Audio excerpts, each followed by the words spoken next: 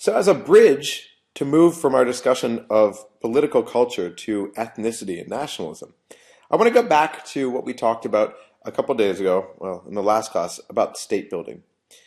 Again, societies have become increasingly in contact with one another, which has fundamentally shaped how and why states came into being. People started off with, they had the caveman picture, and then they adopted an agrarian lifestyle where communities came together, and then they came together in larger communities with towns, which brought about specialization. Various groups came together and created new room for new groups to melt in with their own specializations. And today, there are very few states that are ethnically homogenous. We've got movement all the time through business, through tourism, immigration for political reasons, humanitarian reasons, economic reasons. Sometimes states offer assistance. Sometimes they make it happen. Sometimes they beg for outsiders to come in, those with particular skills. It depends a lot on the time and place. Multi-ethnicity can be something that is lauded by the state. We were a melting pot when I was a kid. Now we're a mixing bowl. The more diversity, the better. Multi-ethnicity can also be condemned by leaders of the state. It can be used by political elites to factionalize society and to win a niche market or simply play groups off one another.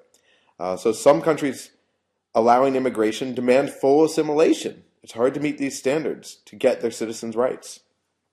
So this brings us to the next question. When we're talking about political culture and moving into the ethnic side of things, what is ethnicity? What brings people together into an ethnic group? So an ethnic community in comparative politics is given 6 attributes. The first one is a collective proper name. You're not an ethnic community unless you have a people. We are the Palestinians. We are the French. You've got a myth of common ancestry. We came from these people. These people settled here or wherever they settled, and they established, they picked up this religion, which is fundamental to our identification, for example. But we're all descendants of John, Juan, whoever that is. We've got shared historical memories. Okay, number 3. So we as a people remember often things. These are often horrible memories. If you think about the Armenians, they remember the genocide by the Turks. If you think about the Jews, they remember the genocide by the Germans. So often these are horrible memories, but they can be good memories as well. They can be times when we were triumphant. Okay, but these shared historical memories, they've got one or more differentiating elements of common culture. And here we're talking about images, heroes, customs, rites of passage, values, especially language.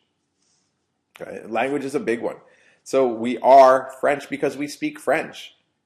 Okay? We are French because we share the same religion.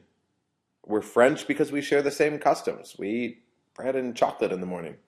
Someone from France is going to get mad. We eat bread and chocolate sometime. I know it's really good. Number 5, an association with a specific homeland. Okay, so you can tie yourselves to now it doesn't mean that we live in that homeland today. Okay, and case in point, the Palestinians. Okay, the Palestinians have an identified homeland, which is also known in part as Israel. So it's conflicted. And so the Jews have their homeland, which is also in this land of Palestine or Israel. Very complicated. And finally, a sense of solidarity for significant sectors of the population. Okay, so we are Palestinian, we are Jews, we are French, because we feel that we are Palestinians, Jews, or French. There are 2 basic understandings of ethnicity and how ethnicity comes about: primordial and instrumental. By primordial, we mean that ethnicity is biological, it's natural, it's immutable, it's ascriptive. You are born into an identity. It is fixed. You have no choice. So, for example, the Germans, as this racial group, no one else can become German. You're born into an ethnicity and you can't change it. So you might have 3rd-generation Turks who feel that they're German. They don't speak Turkish. And there's a large Turkish immigrant population in Germany. They don't speak Turkish. They don't practice Islam anymore. They're Protestants. They completely identify with Germany. But according to German law, they're not Germans. According to a primordial understanding, they will never be Germans. Okay? And now, actually, there is, over the last several years, they've put together a path for them to get citizenship. And we'll talk a little bit about what citizenship is. It doesn't mean that they're Germans, that they're ethnic Germans. It means that they're German citizens, something different. Okay? But again, this idea that you're born into an ethnicity, you can't change what you are. And this, of course, in the German context, had tragic consequences for Jews. Anyone who had a grandparent who was Jewish was considered Jewish and was in World War II and was stamped with the Star of David, put into a ghetto, and ultimately a large number of them were put into concentration camps and death camps. A different understanding of ethnicity is situational or instrumental. It's a question of attitudes, of perceptions, emotions, of self-identification, or maybe classification by others. Okay? So to give you an example of this, in Central Asia, at one point you had Central Asia writ large. There was a Turkic people in Central Asia. But during the Soviet period, in the 1920s, you had the creation, in the 1930s, you had the creation of these different homelands established in Central Asia. Central Asia was carved up into an Uzbek republic, a Kazakh republic, a Kyrgyz republic, a Tajik republic, a Turkmen republic. These were artificial divides by the state. People said that you are now an Uzbek, you are now a Kazakh, you are now a Kyrgyz. Okay? A different way of thinking about it is that I can identify myself as an Uzbek or as a German. So let's go back to the Turkish example. So this Turk, this ethnic Turk, okay, well, is he an ethnic Turk? Oh, that's a good question right there. But this person who, according to a primordial understanding of ethnicity, would be considered in Germany an ethnic Turk, only identifies with Germany, never been to Turkey, doesn't even have grandparents in Turkey anymore. This person would consider him or herself an ethnic German. Okay? This is an instrumental understanding. It's a question of my attitude, of my perceptions, of my emotions. Now again, though, it can also be affected by classification by others. So this person might consider himself an ethnic German to the extent that he's allowed to. But if all the other people, if a majority of society considers him an ethnic Turk, well, that's another way that focuses, that pushes an identity on him. And at that point, maybe he'll just give in and identify himself as an ethnic Turk. Okay, just fighting all these odds and giving up. So again, it's much more mutable, much more changeable. So again, primordial understandings of identity. Understand identity as something that you can't change. You can't change your official identification. In terms of instrumental identification, it's how you define yourself, but it could also be how others define you. Now, of course, in America, we've got a conundrum, right? And so we can ask to what degree Americans are an ethnic group. Well, we do have a proper name, Americans. We've got a myth of common ancestry, right? We all came over on the Pinto, the Santa Maria, or the Pilgrims, or we came over a ways back. Of course, most of us didn't. Right? I mean, my family came over in the early 1900s. Some families, so it goes. There's variety, but we've got this myth of common ancestry. I still think of the Pilgrims when I think of my family. I don't, but still.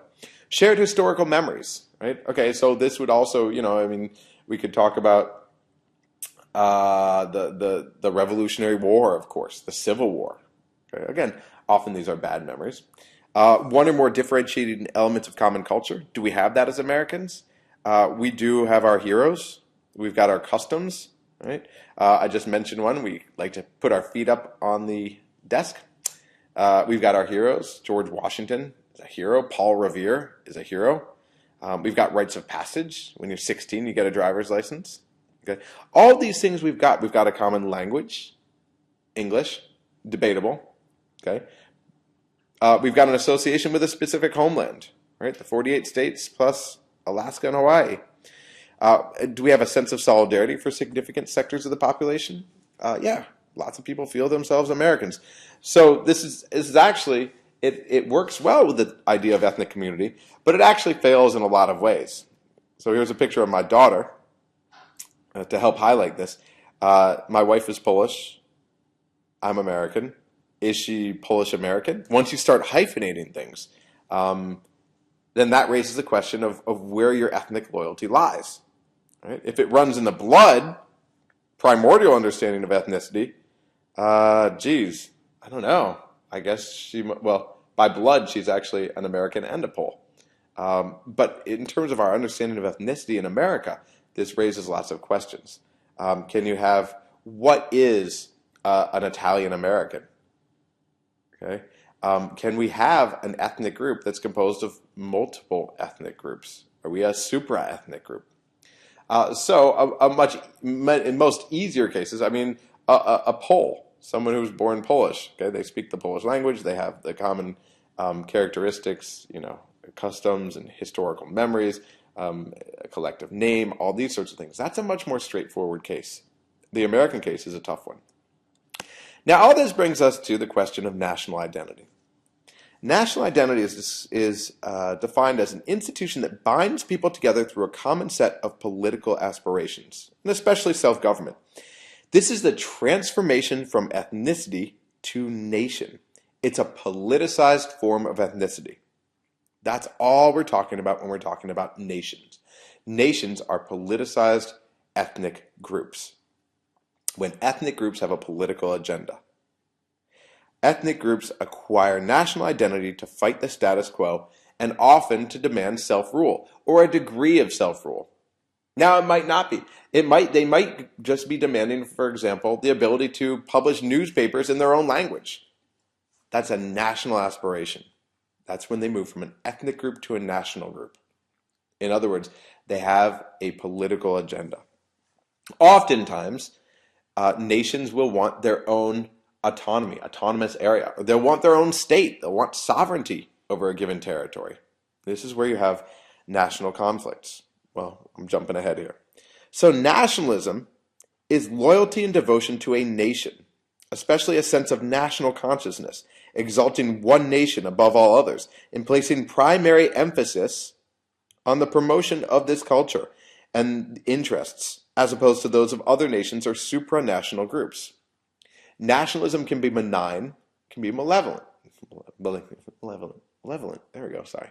So we can talk about nationalism as a source of healing. Think about nationalism in Afghanistan during, or I should say after the war. Not that the war's ended. Nationalism in Iraq after the formal war ended. Trying to bring people together to move past divisions based on class, based on sex, based on religion, and to come together under something bigger. We all speak the same language. We have the same historical memories. Bring them together under something else. Nationalism, of course, can also be a negative. We can see nationalism, ultranationalism, used to fragment societies, used to hurt other ethnic groups or other nations. National identity is not a purely political identity. It encompasses these various ethnic elements that we talked about. The UNPO, or the Unrepresented Nations and Peoples Organization, is a great example of this. There are lots of groups on here that I'm sure you've heard of. Iraqi Kurdistan, the Kosovars, the Albanians. But there are probably lots that you haven't. The Maoris in Russia, the Batwas in the Great Lakes region of Central Africa. All these groups have moved beyond ethnic groups to become nations because they've joined this organization, the Unrepresented Nations and Peoples Organization, in order to fight for greater rights, whatever those are. Some of these just want their minority rights to be respected.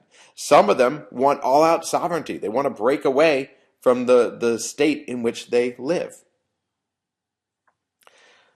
So let's talk a little bit about nations and nationalism and citizenship. National identity can also be collective and refer to allegiance to the nation as a collective, including bypassing or even superseding ethnic identity. So American nationalism. Again, note that we have all of the above with respect to an ethnic community, but we can also be split with respect to identities. Now, citizenship is an individual's relationship to the state rather than to each other. It's not about our politicized ethnic group, that's nationalism. It's about our relationship to the state. This can change. It can be revoked. You can acquire new citizenship. You can double up and have two citizenships. You can become stateless and have no citizenship. It's actually very difficult to give up your American citizenship. If you go to a consular officer, they'll tell you to go home and think about it at least a couple times, and then you can do it. Now, immigrants' quest for citizenship, right, is based on the idea that they get additional state and societal benefits. They're seen as equal. Okay, it's better to be a citizen than a legal permanent resident in some ways in America. You can vote. Okay, I've got a friend who is a stateless person. That makes it very difficult. It's hard to move. It's hard to get a job. It's hard to qualify for benefits. So when we talk about patriotism, this is nationalism in the context of citizenship. When pride in the political system is strong and you promote and defend the political system. This is most fitting in, well, it works in nation states, but it works across a few of them. Now, it works across other states as well, patriotism. Now, nation states are those states where you have a highly homogenous state. So, for example, Poland is very close to a nation state. It's 95% ethnic Polish. Japan, which we'll talk about, somewhere around also 95% ethnic Japanese. These are very close to nation states. Most states today aren't nation states. Okay, most states, we can't talk about nationalism as all-inclusive. In France, if we're talking about nationalism, we're talking about one group pitted against another within the same state because it's become a multi-ethnic, multinational state. So we'll take a break here. Ding.